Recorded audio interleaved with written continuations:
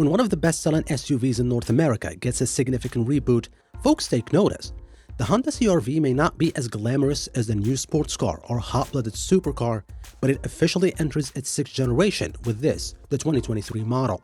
A rugged exterior upgrade hides a refined interior, with hybrid powertrain taking a larger role beneath the skin. On the other hand, despite being roughly as old as the outgoing Honda CR-V, the 2nd-gen Mazda CX-5 still looks and feels fresh and contemporary, thanks to a myriad of updates it has received for 2023. Not only does it deliver on the brand's reputation for athletic handling, it also offers a near-luxury experience for mainstream money. It's this particular blend of nimble road manners and interior refinement that makes the CX-5 one of the best small SUVs on the market. Which might lead you to ask, just which one should I get? Well, let's find out.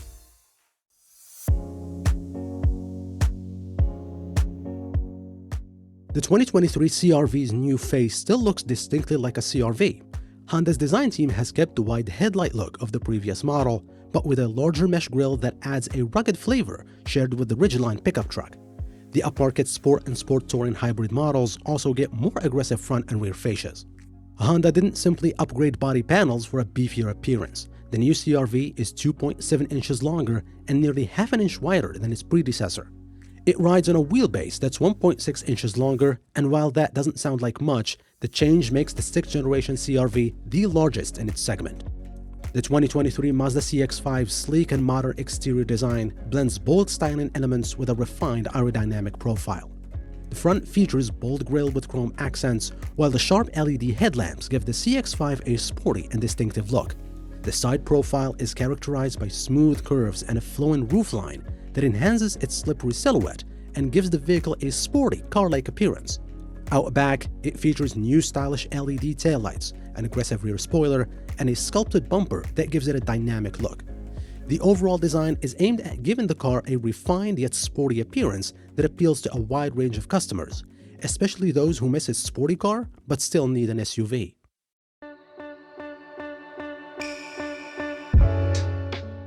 With a whole new exterior comes a whole new interior, or at least new to the CR-V.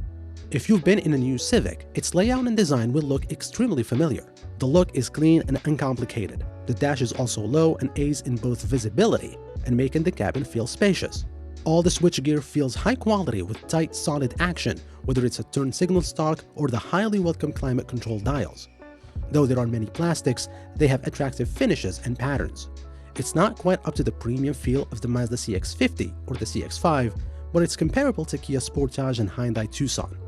As for instruments and infotainment, the CR-V features an analog speedometer combined with a 7-inch screen that can display the tachometer and other information. The standard infotainment display is a 7-inch touchscreen that can use Apple CarPlay and Android Auto, and on the higher EXL and Sport Touring trims, the CR-V gets a larger 9-inch touchscreen and is capable of wireless Apple CarPlay and Android Auto.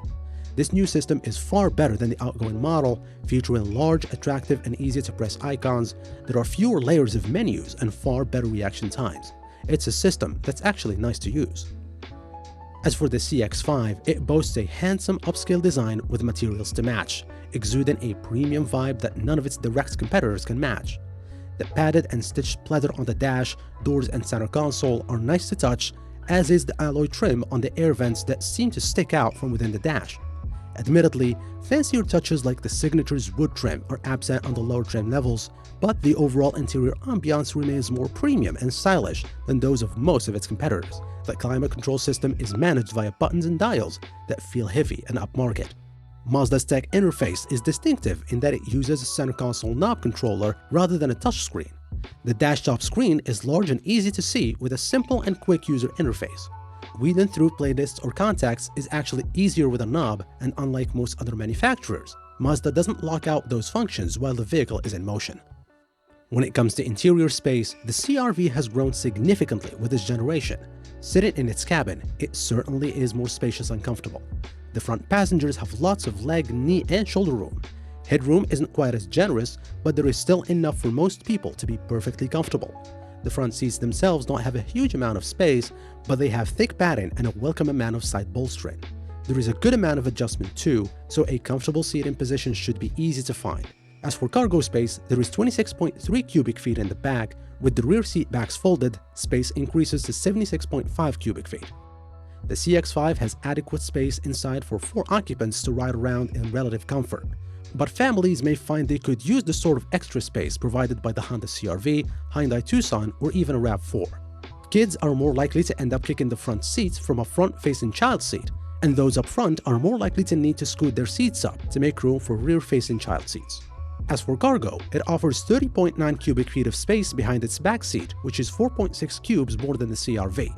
With the rear seat backs folded, space increases to 59.3 cubic feet, which is less than the CR-V.